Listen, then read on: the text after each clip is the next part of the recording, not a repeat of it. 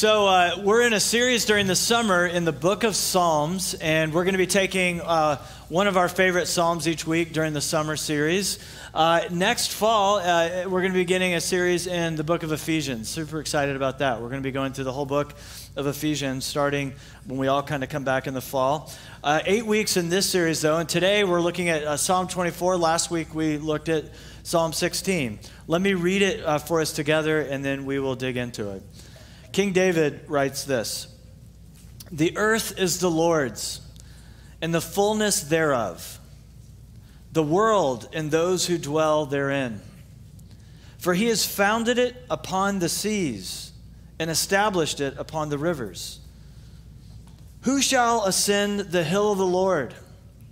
And who shall stand in his holy place?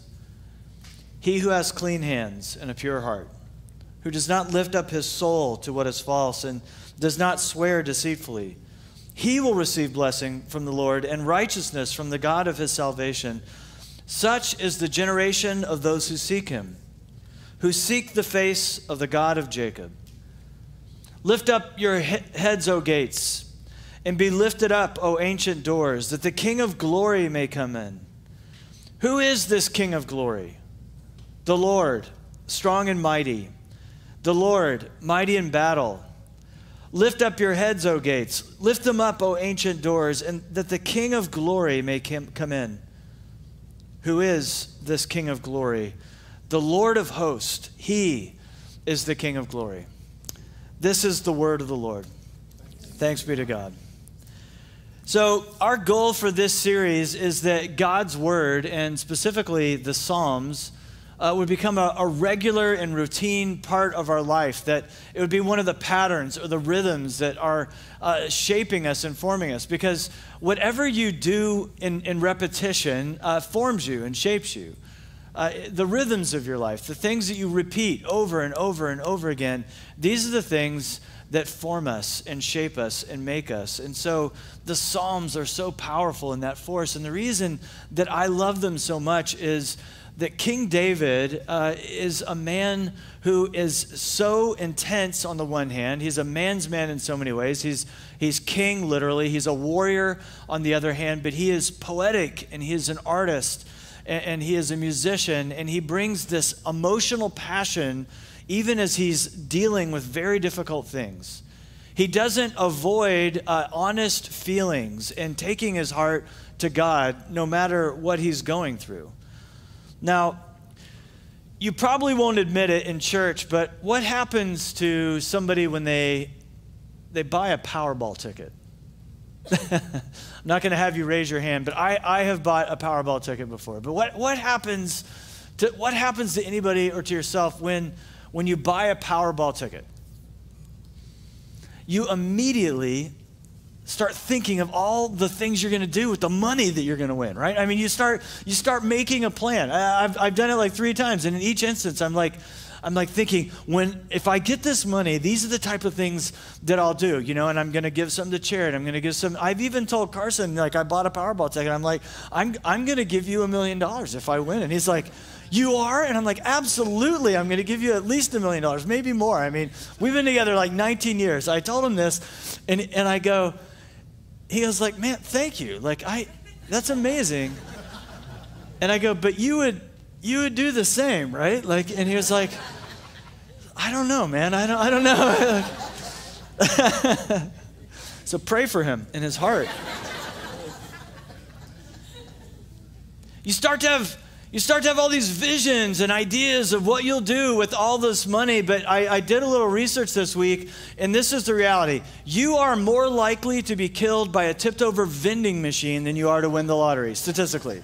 You're more likely to get hit by a meteor, and you're more likely to be struck by lightning. In fact, the odds of being struck by lightning are a little terrifying. They're like 1 in 15,000. That's more than I'm comfortable with, okay? So, in fact, just in the first service, this lady pulled me aside. She was waiting for me in the lobby, and she said, "I need to talk to you." I'm like, "What?" And she goes, "My mom won the lottery and was struck by lightning." She's 95 years old. I'm like, okay, I don't know if I want to be near her or far away, but regardless, she's beating the odds, man. So the odds are low, but when you buy a lottery ticket, you begin to visualize it all, because that's the power of vision.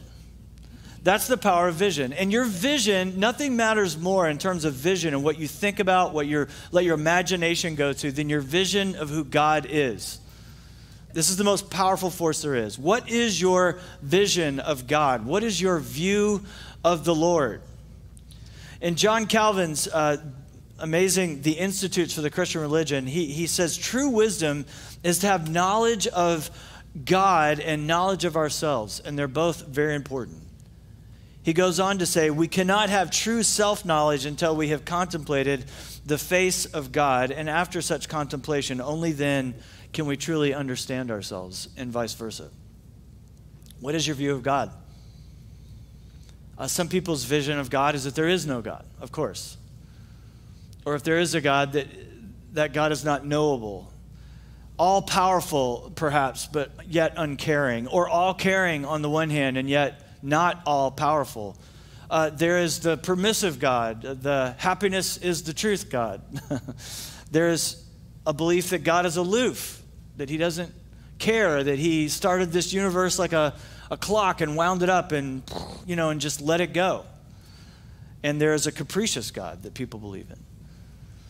In the Psalms, it's interesting. You can go from one psalm to the other and experience different aspects of who God is and his character. In Psalm 23, of course, the Lord is my shepherd, I shall not want. And there is this beautiful depiction of God's care and his love, that he is the good shepherd.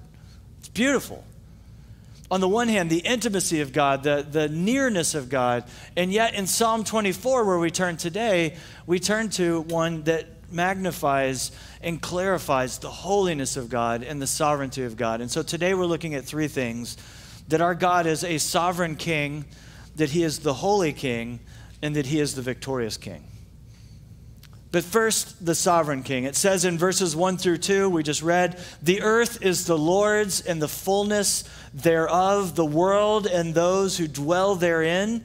For he founded it upon the seas and established it upon the rivers. So he says it was founded, the earth was, upon the seas. And scholars don't know fully what to make of that, because obviously the creation account and the scientific accounts are not that the earth was formed upon the seas. So what does that mean? For the Hebrews, the word sea, or the idea of the ocean, meant chaos.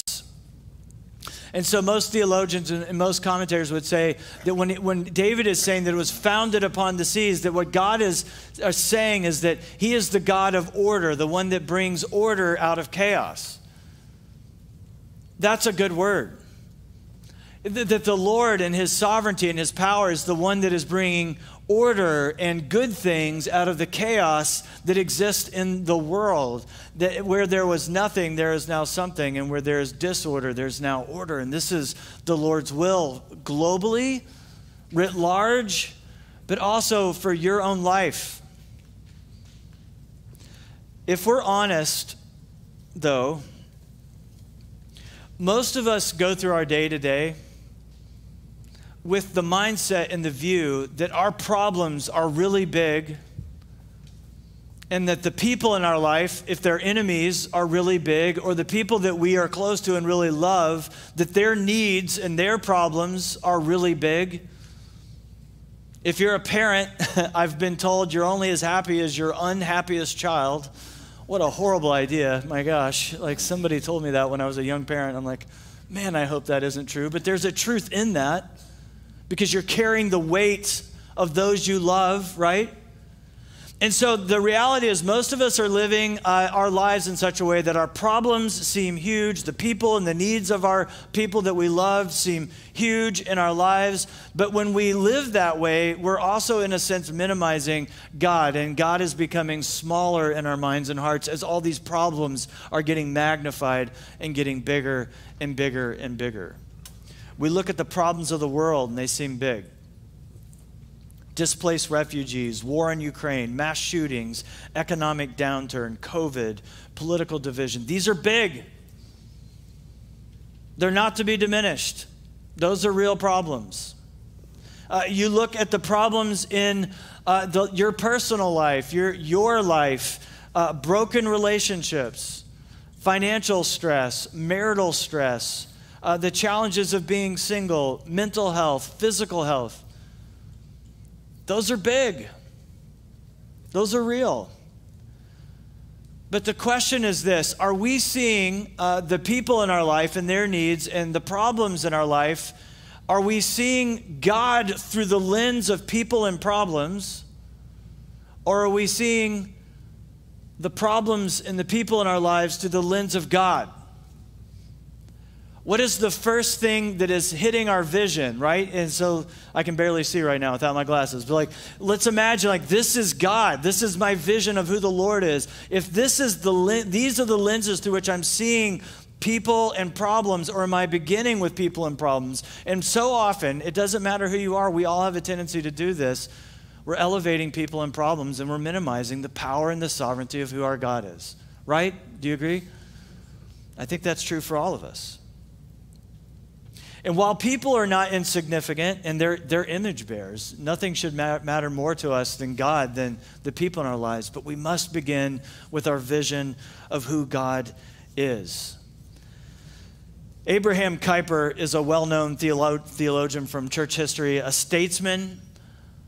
Interesting, he was not only a world-renowned theologian and scholar, he became the Prime Minister of the Netherlands between 1901 in 1905. And he's famous for a quote where he says, "There is not a square inch in the whole domain of our human existence over which Christ, who is sovereign over all, does not cry," what?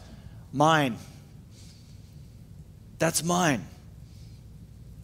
If you're in a gospel community or one of our small groups this week, one of the questions is, what are the domains of our human existence, and in what way is God saying, "That's mine"?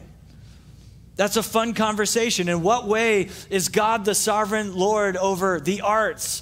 In what way is God the sovereign Lord over economics, over history, over your life, over every human domain? God is saying, "Mine. That's mine, because I'm the sovereign king." And the idea of God's sovereignty is a thread that is woven into the very fabric of the Bible. But here King David reminds us that this King of glory is sovereign and is the majesty over everything and over everyone in the world. And this is so beautiful because at that time King David was sovereign. Not in England, in Israel, right? He was the king.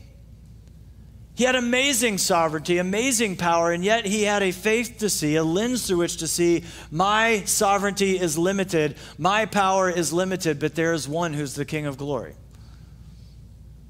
You may say, well, I didn't vote for him. And that's our problem as independent Americans. He's not in a democracy, he's the king.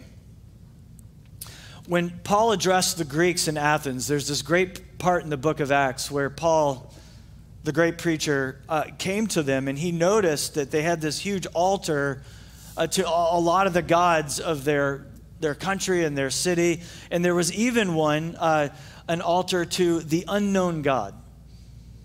And Paul contextualized the gospel to that setting as a good missionary, and he said, let me tell you about this unknown God that you're worshiping. You have this altar to this unknown God. It turns out this unknown God is sovereign over all of your other gods that don't even exist because they're idols. And he says this, the God who made the world and everything in it, being Lord of heaven and earth, does not live in temples made by man, like these Greek gods, nor is he served by human hands, like these Greek gods, as though he needed anything.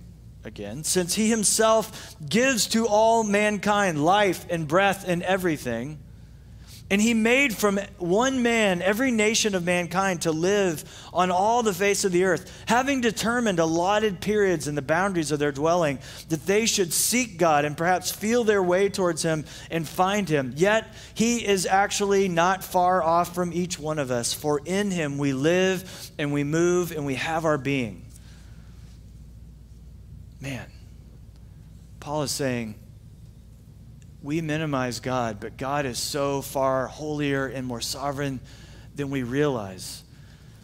We tend to approach God by saying, I want to make the Lord more part of my life.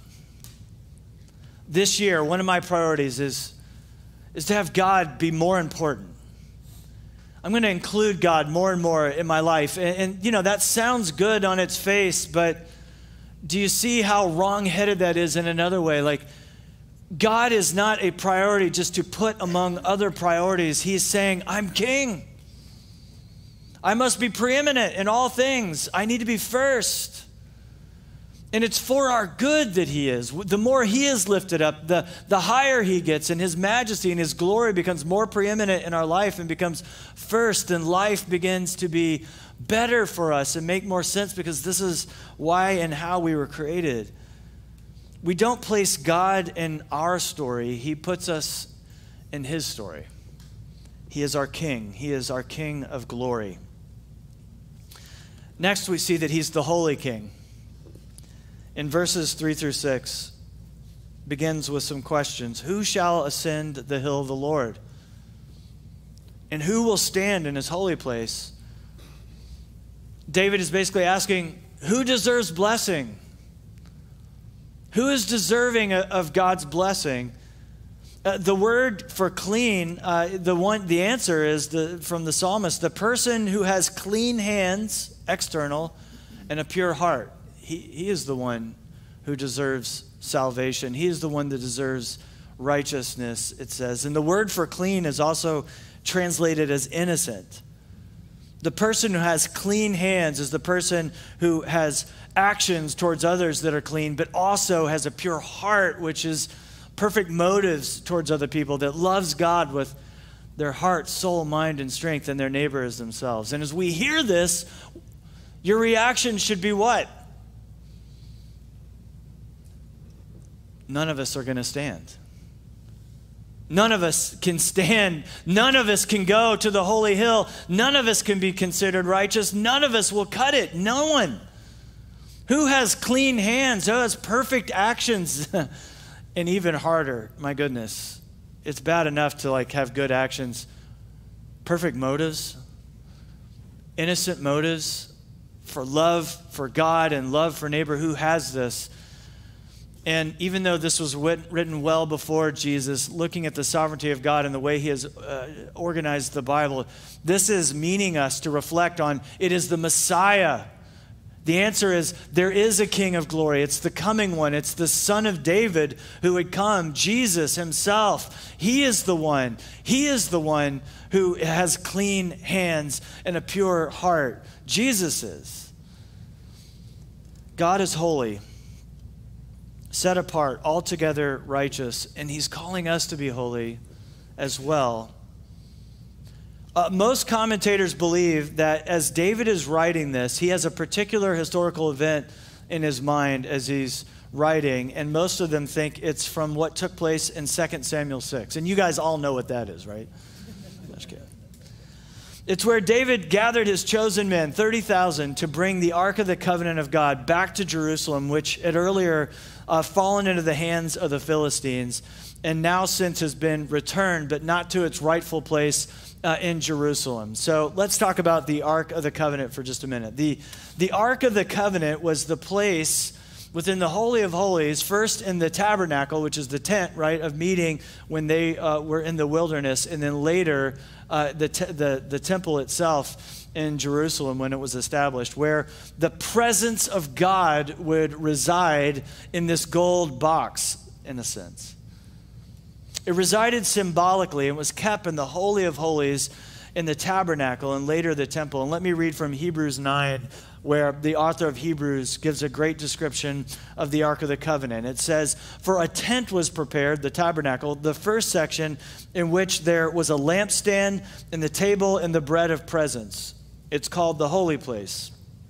Behind the second curtain was a second section called the most holy place, having the golden altar of incense and the Ark of the Covenant, which was covered on all sides with gold, in which was a golden urn holding the manna from when they were in the wilderness as a memorial, and Aaron's staff that budded and the tablets of the covenant. So the Ten Commandments, the Moses' tablets, are in the Ark of the Covenant. This is so invaluable to the people of God, these historical artifacts, but also it was where God's presence would symbolically reside. You cannot contain God's presence in a box, trust me. And if you want more information, just watch the first Indiana Jones, and it's all there. So.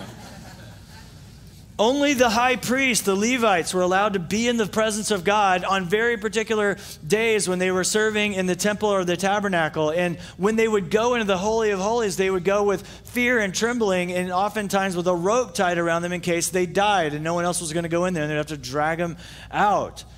David and his mighty men are carrying the Ark of God. They've got a brand new cart. They got it all this, we can't have some crummy old cart to carry the Ark of God. So we got this brand new cart. It's ceremonially clean and it's all good, except that only Levites were supposed to carry the Ark of the Covenant. And there were special poles in which God had commanded the way it was supposed to be carried. And they were ignoring this. As they were going along, they're having this huge celebration. They're so excited. They've got the Ark of the Covenant back from their enemies and bringing it back into the city of God, the Jerusalem.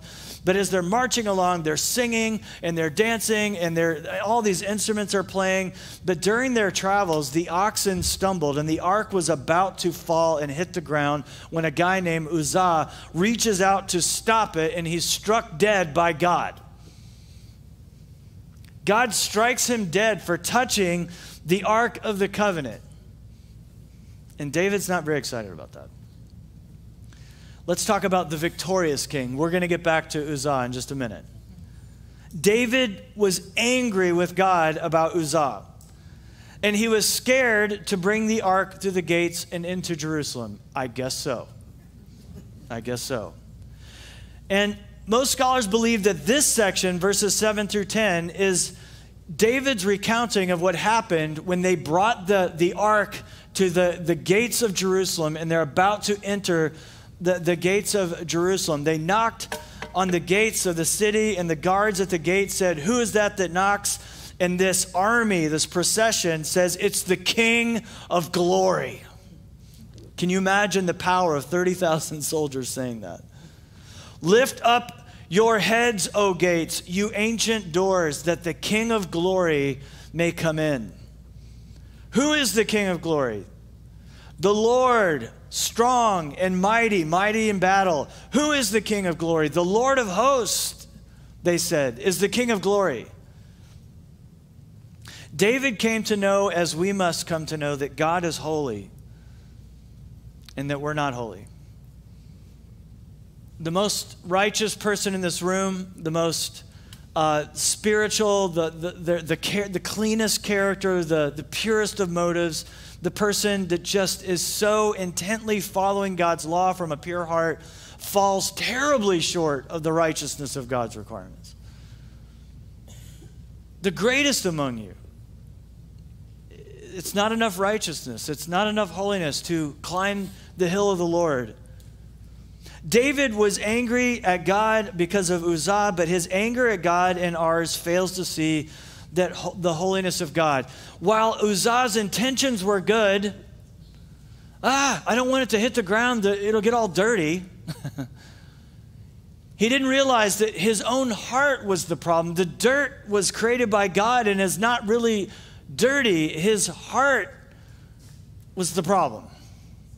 My heart is the problem. Your heart, apart from a mediator, is the problem. He was struck dead because he is a broken, fallen sinner that needed a mediator, that needed something to stand in between him and the holy presence of God. That's why he died immediately. His sin without a mediator. We fail to remember how holy God is. Who can stand in the holy place? Who can ascend the hill of the Lord? Who shall stand? Who has clean hands and a pure heart? Who is the King of Glory? Who can stand? Not Uzzah. Not me. Only Jesus. Only Jesus is able to fulfill this promise of God. And somebody came up to me after the first service and said, I need to get together with you and hear more about like how the Old and the New Testament relate. Let me give you a very short answer. It's this: Jesus is the fulfillment of all of the promises of God on the first hand, but Jesus is also the fulfillment of all the laws and all the requirements. Jesus is our high priest. Jesus is our mediator. He's the perfect Moses. He's the perfect prophet. He's the perfect king. He's the Messiah who's fulfilled all of it. Jesus is our mediation, and so we have the hope of seeing God face to face someday and yet not dying and not being killed because of the mediation of his life, his death, his resurrection, and most importantly, the blood that we have been atoned by through his cross. Someday, friends, you have the hope of seeing God face to face without fear, that you can even now go boldly into the presence of God, it says in the book of Hebrews, to go to the throne of grace because we do have a mediator, Jesus himself. Calvin said that if you want true wisdom, you need to have a deep knowledge of God and a deep knowledge of yourself. And to truly know yourself, you must begin with God. And one of the things that we say around here a lot is that the more you study Scripture and the more you walk with God and get to know him, you have a deeper understanding of two things simultaneously. On the one hand, you have a greater understanding that God is holy, that he's altogether righteous, and he's way different than you thought initially. The more you walk with him, you see him as holy, holy, holy. And the more you walk with him, you also see the depth of which you are not. One of the greatest ways to grow spiritually, believe it or not, is to have a greater understanding of how far you fall short of the glory of God. When I first started to follow Jesus, I was able to repent of my sin, but it was only in a small way, right? It was in small ways, very superficial ways. But the more I've walked with God, the more I've seen the depths of the ways my pride affects me, the depth of the way I live my life for myself, and how my motives are often so twisted. So when you see these two things simultaneously, something has to happen for you or you'll be crushed by this thing. There's this reality. The cross of Jesus Christ has to get bigger and bigger and bigger for your heart. Because Jesus canceled your sin in his life, in his death, in his resurrection. And if you don't let the gospel grow bigger and bigger and bigger for you, on the one hand, you'll just become self-righteous and arrogant and saying, I'm going to fill up the gap between me and Jesus. And I'm not holy and he's holy. I'll fill it up with my own righteousness. That won't work. It'll just make you arrogant. Or you'll be crushed under the weight of your guilt and your shame. And you're going to say, there's no hope for me. I'll never cover it. The cross must get larger and loom larger in your heart and your life so that you see, I am God's beloved. So many of you, when you hear, the more you walk with Jesus, the more you're going to understand you're a sinner. You only hear shame, but what I need for us to be produced in us is this. The more you understand that God is holy and the more you understand that you are not, the greater your appreciation of what Jesus has done for you needs to grow and grow and grow. And that will transform you, dear brother and sister, into a person who loves much. He who is forgiven much loves much. He who is forgiven little loves little. Dear friends, let the grace of God grow in your heart more and more as you draw near to him and see how holy he is. And you see the great provision that God has given us in Jesus. I am not holy, but there is one who is. After we've had our heads bowed in true humility, then we have our heads lifted. Listen to what it says in Romans 5:2. Through him we have obtained access. You have an access to God in a way that the priest of Israel never had. You can go without fear and trembling because you have a mediator. You can go to the ark of God. You can go to God himself in his presence without fear because you have the mediation of Jesus' life and his death and his resurrection and the blood of Christ. Through him we have obtained access by faith in this grace in which we stand, in which we rejoice, and we hope in the glory of God. What is the vision of your life? What gives you hope in the midst of your chaos? What brings calm in your storm? Are you seeing your world through the lens of your problems and the lens of people? Or are you seeing it through the lens of God, the one who is holy, the one that's altogether righteous and altogether powerful? Are you seeing your problems first and foremost? Are you seeing it first through the lens of who your God is? Oh, friends, let's see the vision of our Lord grow and grow and grow in our hearts, letting him get bigger and our problems, seeing them as they are through the lens of faith. Let's pray.